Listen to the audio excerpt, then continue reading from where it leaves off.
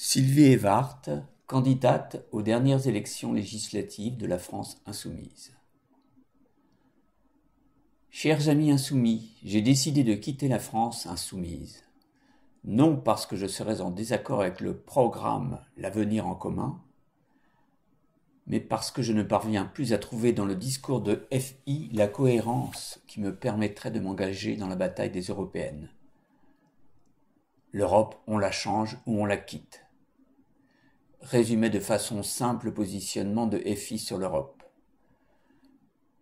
La menace de départ de la France devant permettre d'instaurer un rapport de force pour renégocier un certain nombre de points fondamentaux dans les traités européens.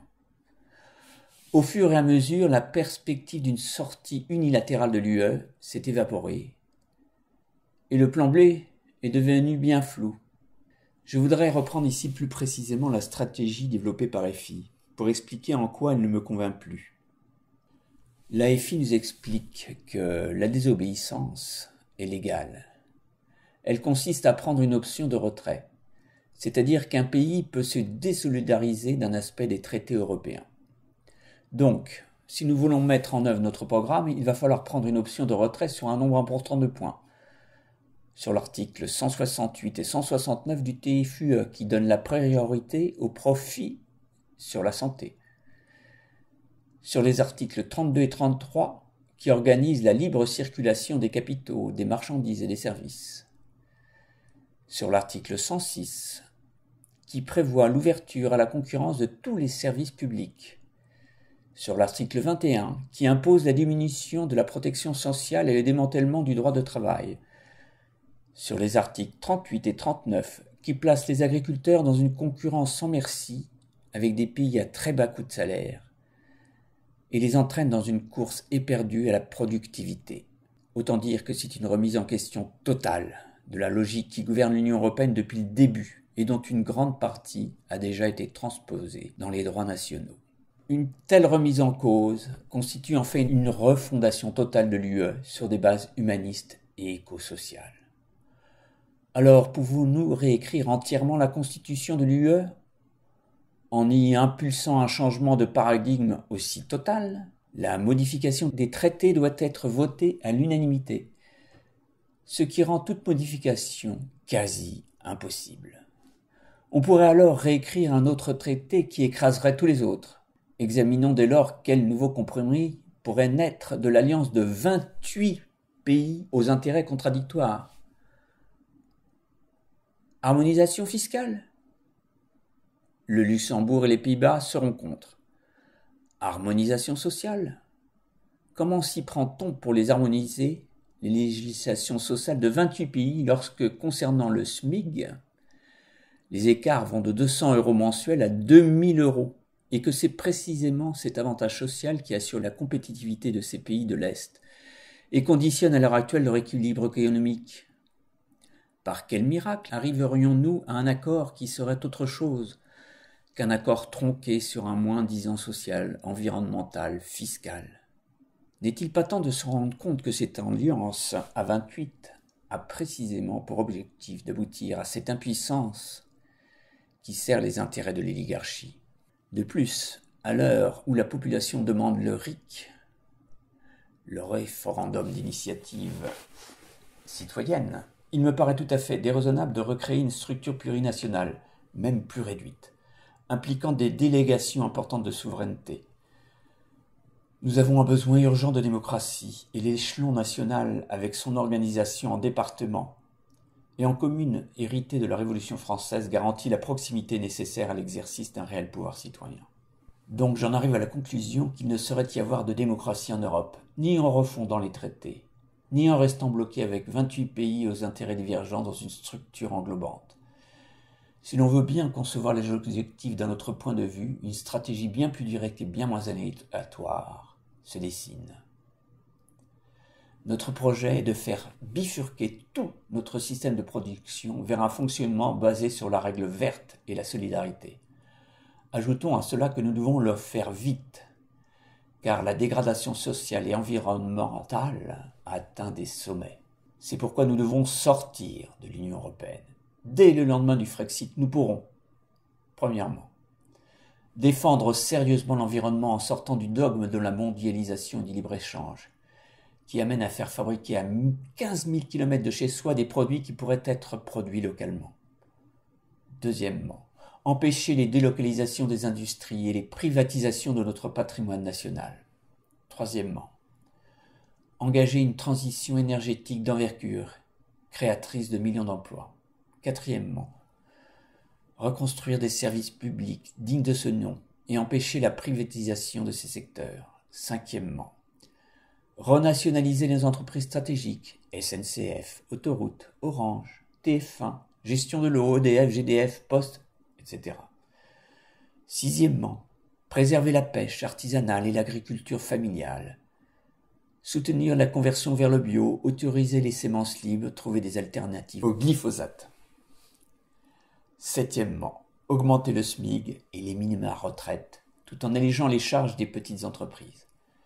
Huitièmement, préserver l'unité nationale en stoppant les réformes des eurorégions menées dans le dos des Français, sans leur consentement, qui passent par le regroupement forcé de communes et l'assèchement des finances des dites communes et des départements. Neuvièmement, redonner puissance à notre démocratie en instaurant le RIC. Dixièmement, ouvrir la France sur le reste du monde, notamment sur la francophonie, sortir de l'OTAN et cesser de soutenir les guerres criminelles des USA, œuvrer pour la paix. Et pendant les 2 années qui s'écoulent entre la décision de quitter l'Europe et la sortie effective, avec ou sans accord, rien ne nous empêchera de prendre des options de retrait unilatéral. Cette question n'est pas une dissertation théorique, elle revêt une urgence absolue. Tous les jours, des pans entiers de notre richesse nationale sont cédés à des intérêts privés. Les structures juridiques qui ont organisé la solidarité sont méthodiquement fracassées. L'indivisibilité même de la nation est remise en cause par des traités signés derrière le dos des Français. C'est trop. Nous devons avoir une réaction à la hauteur du danger. Si la France reprend de manière claire sa souveraineté en sortant de l'UE, elle offrira un point d'appui ferme pour les peuples qui souhaitent mener une politique qui mette fin au pillage des richesses, au saccage de l'environnement et au mépris de l'être humain. Nous pourrions alors monter conjointement de beaux projets, sans pour autant qu'il soit nécessaire de recréer une entité supra-étatique. Nous pourrions par exemple élaborer un plan de dépollution de la mer Méditerranée avec les pays riverains. Nous pourrions renforcer les dispositifs conjoints de lutte contre les incendies. Nous pourrions nous entendre sur une politique de sauvetage des migrants et d'accueil, etc.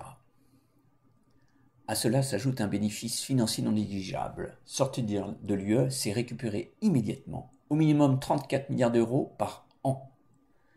9 milliards qui résultent de la différence entre ce que nous donnons à l'UE et ce qui nous est reversé. La France verse 23 milliards et en récupère 14. 5 milliards d'euros liés à des dépenses hors budget, cofinancement et sanctions financières. 20 milliards récupérables rapidement sur la fraude et l'évasion fiscale en rétablissant le contrôle sur les mouvements de capitaux. Sans compter les économies colossales découlant de l'allègement des réglementations issues de l'UE, dont les coûts de gestion pesant sur les administrations, les entreprises publiques et privées, les artisans, etc., qui sont estimés à 35 milliards annuels. Le Frexit, en ce qu'il est une réponse ferme et déterminée aux exactions de la caste des oligarques, est nécessairement une mesure de gauche. Ce sujet ne doit plus être tabou. Un grand parti populiste comme l'est la France insoumise pourrait d'autant plus facilement assumer cette approche que la construction de l'Europe est frappée d'illégitimité depuis 2005, puisque le peuple français l'a refusée. Il est urgent que cette blessure démocratique soit soignée et qu'une nouvelle occasion de se prononcer soit donnée au peuple. On ne peut pas demander aux citoyens d'aller voter et ensuite bafouer leur vote. Comme le dit Frédéric Lordon, la gauche ne peut plus couler un désir internationaliste dans les pires propositions du néolibéralisme. Eu égard à ces réflexions, j'ai décidé de soutenir la campagne de François Asselineau, qui est aujourd'hui le seul à porter la revendication du Frexit dans l'espace public. À ceux qui crient au loup parce que François Asselineau était proche de Charles Pasqua et membre du RPF, Je renvoie sur les explications très détaillées qu'il lui a lui-même données et qui me semblent suffisamment convaincantes. Monsieur Asselineau est depuis le début un fervent gaulliste et adversaire de la construction européenne néolibérale, et il a pensé trouver dans le RPF un vrai parti souverainiste, avant de s'apercevoir qu'il s'était trompé. Je n'ai personnellement jamais vu ou entendu chez lui aucun propos raciste, antisémite, identitaire, etc., qui permettrait de l'identifier à l'extrême droite. Au contraire, j'y trouve une culture universaliste, laïque et républicaine absolument évidente. Je regrette que des débats sur le fond n'aient jamais eu lieu entre les responsables de FI et l'UPR. Mais c'est vrai que Asselineau, avec ses 0,98% des voix et quantité négligeable, au moins ne pourrais-je pas être taxé d'opportunisme. Je reste bien évidemment solidaire de tous les autres combats de la France insoumise. Sylvie Evart, 7 mars 2019. Commentaire de François Asselineau. Je ne connais pas Sylvie Evart et je n'avais jamais entendu parler d'elle avant que l'on me signale la décision qu'elle a prise librement et par elle-même ce 7 mars 2019. Au nom de tous les adhérents et sympathisants de l'UPR, je la remercie et la félicite vivement pour ce choix. Sa décision n'a sans doute pas dû être facile à prendre, mais elle témoigne de sa liberté et de sa rectitude de pensée. Je suis très touché par la pertinence du mot explicatif qu'elle a publié de sa propre initiative. Face au désastre immense dans lequel la France s'enfonce, Sylvie Evart a compris que l'heure n'était plus aux ambiguïtés, politicardes et aux demi-mesures. L'Union était l'Union nationale des Français. L'heure est à un nouveau Conseil national de la résistance pour mener à bien le Frexit. Il y va de notre liberté, de notre niveau de vie, de notre sens de l'égalité et de la justice sociale. Je recevrai Sylvie Evart dans les prochains jours au siège de l'UPR pour lui témoigner toute notre gratitude. François Asselineau, 7 mars 2019.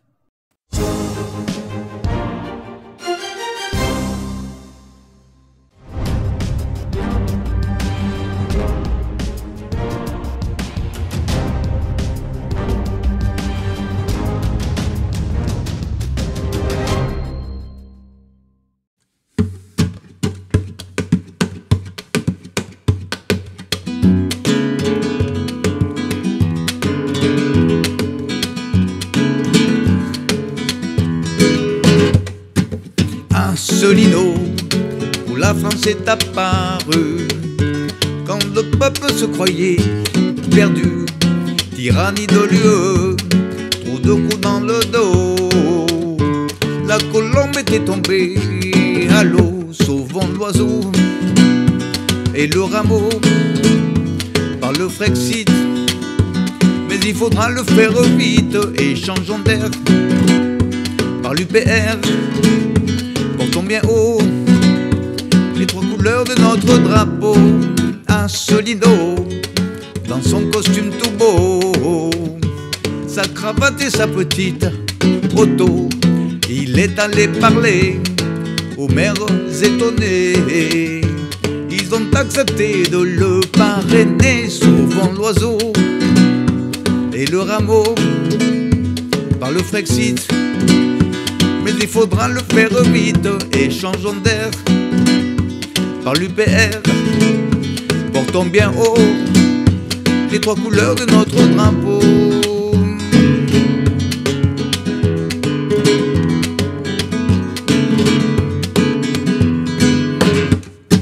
Les chiens de garde n'y ont pas pris garde.